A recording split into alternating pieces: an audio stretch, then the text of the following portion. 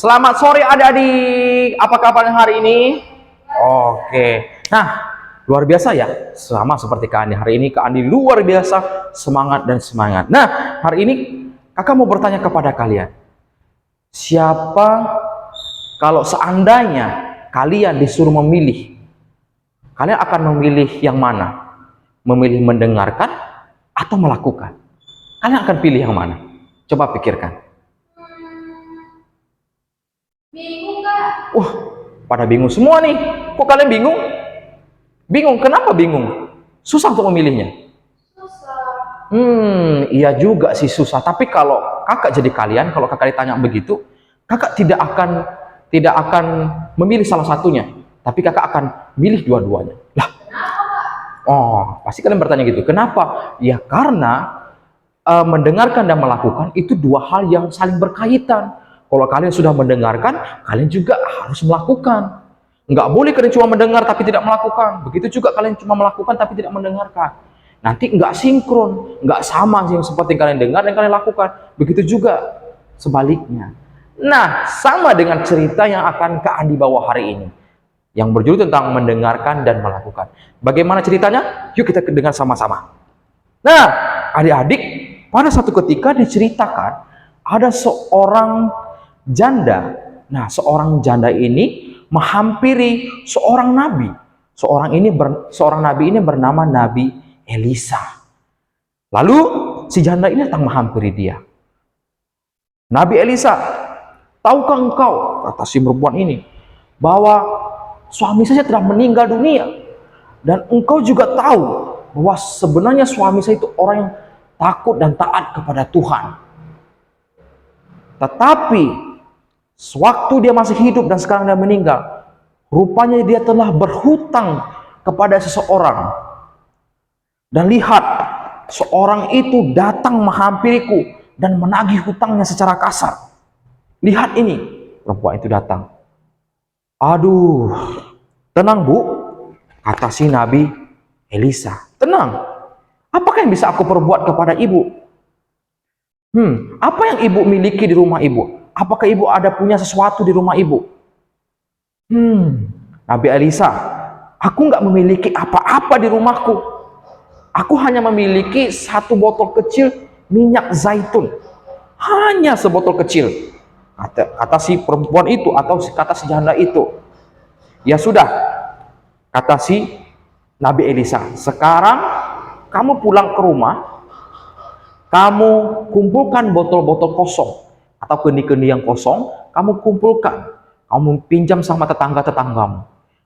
Kamu kumpulkan semuanya, nanti kamu isi dengan minyak zaitun tersebut. Isi semuanya sampai penuh. Lalu si janda ini bingung. Loh, bagaimana mungkin? Sedang minyak aja itu masih sedikit saja, dia bilang gitu dalam hatinya.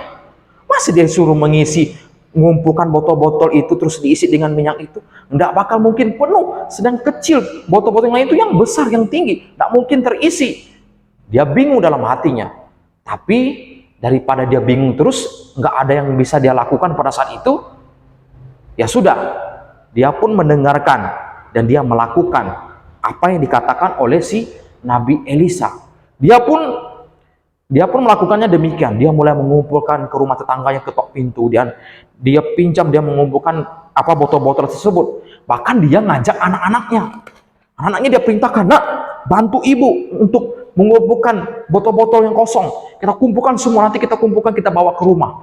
Akhirnya dia beserta anak-anaknya pun melakukannya demikian. Saat itu Nabi Elisa berkata kepada mereka, kalau semua botol itu sudah terkumpul, tutuplah pintu dan jendela kalian dan bawa anak-anakmu masuk. Dia pun benar sekali lagi, dia melakukan apa yang dikatakan Nabi Elisa dengan tepat dan tidak ada satupun yang melenceng. Wah, dia lakukan semuanya. Dia tutup pintu, tutup jendela, dia bawa anaknya masuk dalam rumah. Dan mulai dia perintahkan anaknya, nak, bawa semua botol yang kosong tadi. Saya akan masukkan minyak zaitun ini. Benar adik-adik. Mulai dia tumpahkan satu persatu, dia isi ke dalam botol-botol yang kosong tersebut. Dia isi sampai penuh semuanya. Hanya dengan botol minyak zaitun yang kecil tadi, tapi sampai berapa botol yang terisi penuh, semuanya penuh. Dan hinggalah ke botol yang terakhir.